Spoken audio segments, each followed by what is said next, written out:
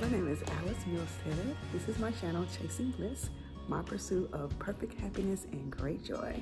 In today's video, I'm going to talk to you about the ways that I prepare for a productive and peaceful month. Stay tuned.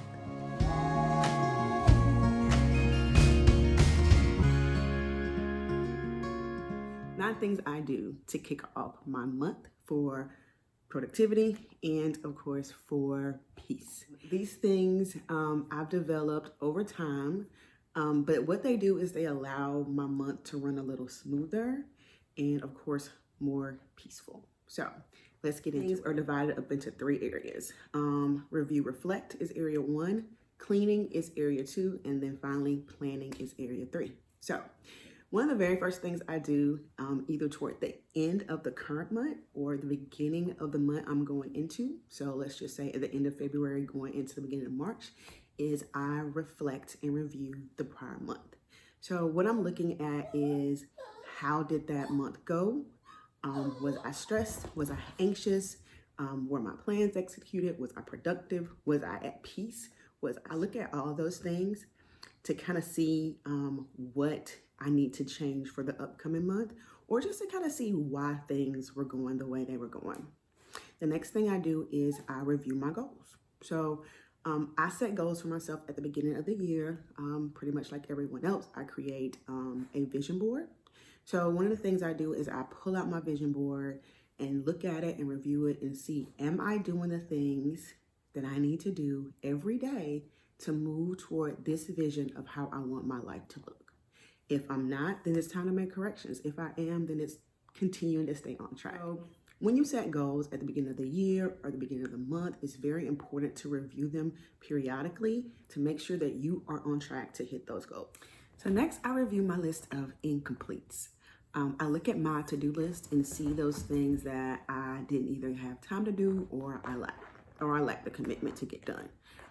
And I look at those things to see if it's something I want to continue to put on my planner for this upcoming month, or if I just want to get rid of it and not do it because I'm no longer in that season of wanting to do that thing. The second part of my monthly reset involves cleaning. For me, I work better in a clean and organized environment. Now, I don't clean my house once a month. I clean my house weekly. I stay on top of cleaning and organizing and tasks like that. So don't think I just wait for 1 month to clean. But there are a few areas in my life that I like to deep clean once a month. The first one is my refrigerator. So I like to pull everything out once a month, usually at the end of the month or the beginning of the month. Wipe everything down, get rid of stuff that's out of date, stuff that we thought we were gonna use and are not gonna use, that may be spoiled or whatever. I do a quick clean of my refrigerator every week, but at the beginning of the month, it's a really deep clean. And I can also kind of see what we need to replace. The second area I deep clean is my pantry. I don't pull everything in my pantry, I ain't gonna lie, but I do pull stuff off the floor, like water bottles and stuff, and I sweep up behind there, stuff that's spilled. I look at stuff that's expired, pull it out, and again, I do a quick review of any staple items that we may be running low on that we need to get. And then that third thing that I clean out is my car. I like to go in and make sure there are no water bottles, there's no trash, no papers, no receipts or anything, loose change, put it in my change saving jar in the house, clean my car out. I don't have to do this as much now because I work from home, but when I had a commute, it was definitely necessary. I also plan and schedule a detailing of my car once a month, which I really let my husband take care of that, but I remind him to do it. Other things that I clean are my phone, huge for me. For one, I take a lot of screenshots of quotes and funny stuff and stuff I want to share with my friends so we can talk about later. So I go through it and I clean all those out monthly. Any photos that I've either uploaded to Facebook already or social media, or videos I've already uploaded to YouTube, I get rid of them. Clean out old emails, text messages, voicemails, social media DMs, anything that will kind of slow down the productivity of my phone. It just makes my phone work so much better. The last portion of my monthly reset is the largest portion, and that is planning. So planning includes setting up my appointments for the month, scheduling all my monthly meetings, any appointments I have for my pets, any appointments my husband and I may have. We schedule our date nights, we schedule our devotionals, just a complete plan for the month so I'll know what's coming up. Any events, any birthdays, anything that we have coming up for the month, and we put it on our calendar. Any expenses that we may have that may be coming up that's just due that month, any household maintenance, repairs, we go through and we put it on a planner, and that way I put it on the monthly planner, and that way I can kind of look at it week by week and kind of stay productive, stay on top of things, not forget things, and feel at peace. After we get our month plan out, the next thing we do is we close out our budget for the prior month. We are a budgeting family. For us, a budget just helps us know where our money went, which is very important, especially when you have two people sharing accounts. You want to know where your money went, and the easiest way to know where your money went is to tell it where to go. And that's what our budget does. It's literally a spending plan. We allocate a certain amount of money to different areas, and that's what we spend that month. So in closing out our budget for the prior month, it's kind of reflective.